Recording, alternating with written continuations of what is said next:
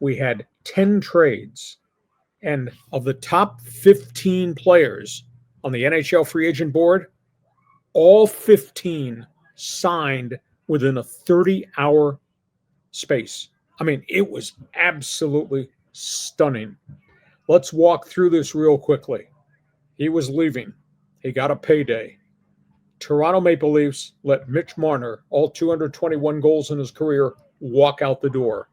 Marner wound up going to Las Vegas in a sign and trade that hardly ever happens in the NHL, but it did here.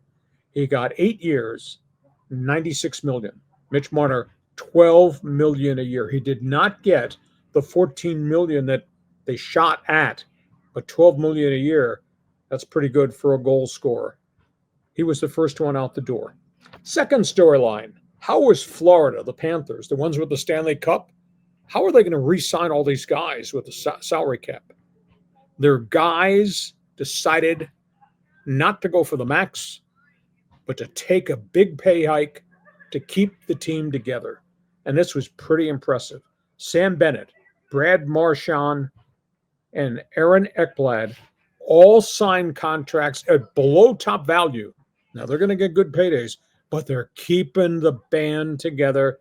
The Florida Panthers, in a 2-day span, signed 3 of their top free agents.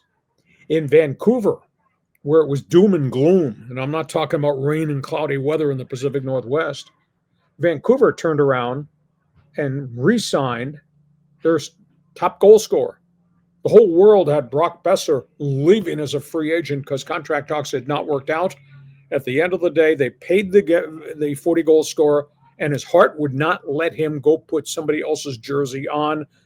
Brock Besser signs with the Vancouver Canucks, and then they restructured the contract of their star goaltender, Thatcher Demko, who many felt was going to be used as trade bait to go somewhere else. And, of course, they made the trade to get Evander Kane.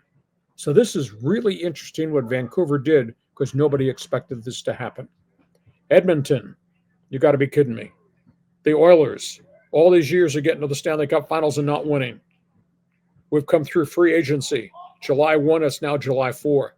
The Oilers have not acquired a goaltender yet, and virtually all the named goaltenders are off the board. That is a real stunner there.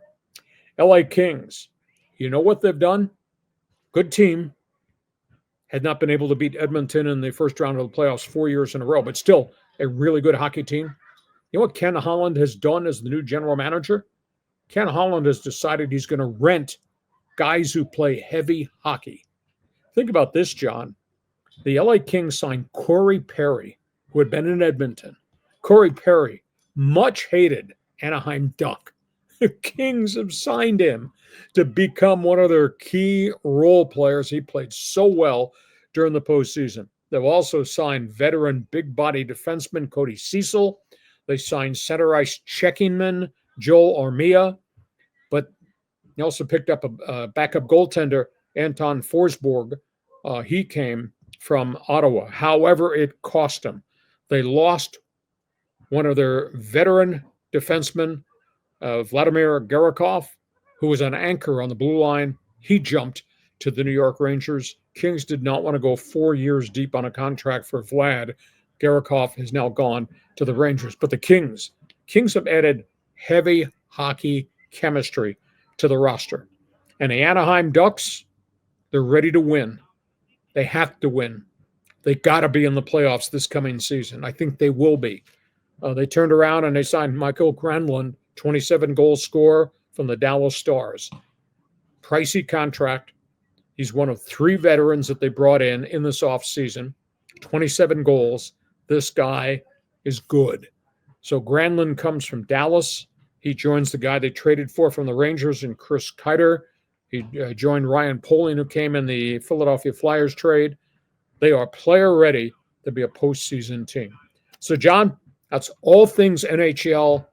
Like I said, 84 players changed teams in the first 50 hours of NHL free agency.